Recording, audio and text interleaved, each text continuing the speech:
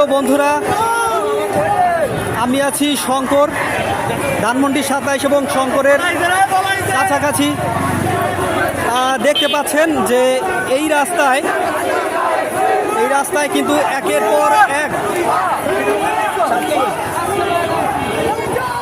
পর এক কিন্তু মিছিল কিন্তু পুরো রাস্তা জুড়ে তারা কিন্তু যাচ্ছে।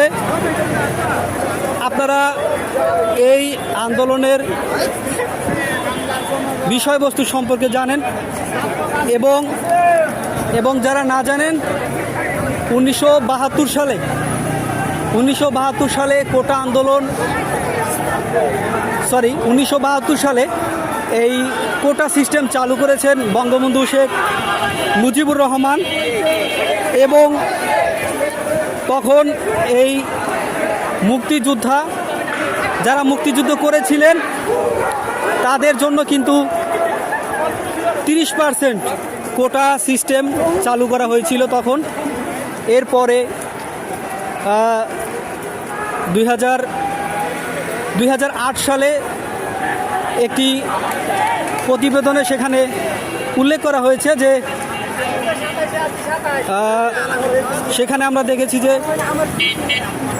মুক্তিযোদ্ধাদের ছেলেমেয়েরা এই কোটা সিস্টেমের আওতায় থাকবেন এবং খুব সম্ভবত 2010 সালে এটাকে আবার সংস্কার করে সেখানে কিন্তু মুক্তিযোদ্ধাদের যে নাতিরা রয়েছে সেই নাতিদেরকেও কিন্তু এই কোটার আওতায় আনা হবে বলে বলা হয়েছে। এবং তারপর থেকেই কিন্তু এই কোটা সিস্টেমের এগেইনস্টে কিন্তু ছাত্ররা সবসময় ছিল। এবং 2018 সালে কিন্তু এই ছাত্ররা বড় ধরনের একটি আন্দোলন করেন এই কোটা সিস্টেম নিয়ে। এবং তখন কিন্তু কোটা সরকারের পক্ষ থেকে কিন্তু কোটা সম্পূর্ণভাবে নিষিদ্ধ করা হয়েছিল, নিষিদ্ধ করে দেয়, অর্থাৎ কোনো কোটা সিস্টেম থাকবে না। পরবর্তীতে মুক্তিযোদ্ধার পক্ষ হয়ে মুক্তিযোদ্ধার ছেলেমেয়েরা তারা হাইকোর্টে আবার আবেদন করে এবং তাদের সেই আবেদনকে আমলে নিয়ে আবার কিন্তু সেই পূর্ণ বহাল রাখা হয়, অর্থাৎ আগের যে কোটা সিস্টেম ছিল সেটি কিন্তু আবার ফিরিয়ে আনা হয়। আর সেজন্যই এই 2024 সালে এসে কিন্তু ছাত্ররা কিন্তু আবার নতুন করে সেই কোটার বিরুদ্ধে আন্দোলন শুরু করে। প্রায় 8 থেকে 10 দিন পর্যন্ত শান্তিপূর্ণভাবে আন্দোলন কিন্তু চলছিল এবং ছাত্ররা কিন্তু বলছিল যে আমরা সরকারের পক্ষ থেকে আমরা এই বিষয়ে জানতে চাই, কিন্তু সরকার কিন্তু কোনো রেসপন্স করেনি। উল্টো সরকার বিভ্রান্তিকর একটি বক্তব্য দিয়েছে এবং ছাত্রদেরকে রাজাকার বলে আখ্যায়িত করেছে। এবং বর্তমান সরকার যেই আসলে এই সরকারের বিরুদ্ধে কথা বলবে তাদেরকেই তারা রাজাকার বলে আখ্যায়িত দিচ্ছে, যে শব্দটা খুবই ভারী। এবং এক পর্যায়ে আমরা দেখলাম যে ছাত্রলীগ, এই সরকারের অঙ্গ সংগঠন ছাত্রলীগ, তারা কিন্তু ছাত্রদের উপরে কিন্তু চড়াও হচ্ছে, তাদের আক্রমণ করেছে এবং তারপর থেকেই এই আন্দোলন কিন্তু সহিংসতায় রূপ নিয়েছিল। এবং সেই দীর্ঘদিন ধরে আন্দোলন চলতে থাকে। প্রতিদিনেই আমরা দেখেছি মায়ের বুক খালি হচ্ছে, সন্তান মারা যাচ্ছে, ছোট সন্তান, ছোট বাচ্চা এবং শিশুরা পর্যন্ত মারা গিয়েছে এই আন্দোলনে। এবং এই আন্দোলন এতটাই ভয়াবহ রূপ নিয়েছে যে এখান থেকে পিছু হটার আর কোনো রাস্তা ছিল না। তো সরকার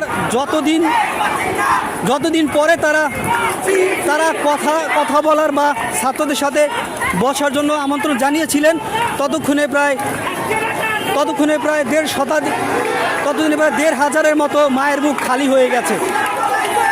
আর এজন্যই ছাত্রদের সাথে ধীরে ধীরে কিন্তু সাধারণ মানুষও কিন্তু এই আন্দোলনে নামা শুরু করেছিলেন। বিভিন্ন দল মত নির্বিশেষে এই আন্দোলন কিন্তু ধীরে ধীরে আরও জোরদার হয়েছিল। জোরালো হয়েছিল এই আন্দোলন এবং অনেক ধরনের দাবি কিন্তু সরকারকে দেওয়া হয়েছিল। অনেকগুলো দাবি পূরণ করার জন্য বলা হয়েছিল, সরকার কোনো দাবি পূরণ করতে পারেনি এবং অবশেষে ছাত্ররা সব ধরনের দাবি দেওয়া থেকে সরে গিয়ে একটা দাবির উপরে তারা দাঁড়িয়েছিল, আর সেই দাবি ছিল যে এই সরকারকে পদত্যাগ করতে হবে। আর সরকারকে পদত্যাগ করতে হবে। আর সেজন্য যেই দাবি করেছিল সেই দাবি করতে গিয়ে আরও কয়েক শত ছাত্র এবং সাধারণ মানুষের জীবন দিতে হয়েছিল এবং সেই জীবন দিতে হয়েছিল এবং সেখান থেকেই ছাত্র এবং সাধারণ মানুষ সবাই কিন্তু রাস্তায় নেমেছে এবং তারা জয় ছিনিয়ে নিয়েই কেবল ঘরে উঠবেন সেই প্রতিজ্ঞা করেছিলেন এবং অবশেষে 2024 সালের আগস্ট মাসের 5 তারিখ সেই সুফল কিন্তু তারা পেয়েছে। সেই সুফল কিন্তু আমরা আনতে সক্ষম হয়েছি এবং আরও একবার বাংলাদেশকে নতুন করে দুর্নীতিমুক্ত এবং শাসন পীড়নের হাত থেকে রক্ষা করার জন্য শাসন পীড়ন এবং সব ধরনের দুর্নীতিমুক্ত বাংলাদেশ গড়ার লক্ষ্যে আজকের এই বিজয় মিছিল, যেই মিছিল আসলে শেষ হবার মতো নয়, এবং মনে রাখার মতো। সকল পেশাজীবীর মানুষ যারা শুরু থেকে আন্দোলনে যুক্ত ছিল এবং যারা যুক্ত ছিল না, সবাই কিন্তু ধীরে ধীরে রাস্তায় বের হয়েছে এবং একের পর এক মিছিল নিয়ে তারা কিন্তু গণভবনের দিকে যাচ্ছে।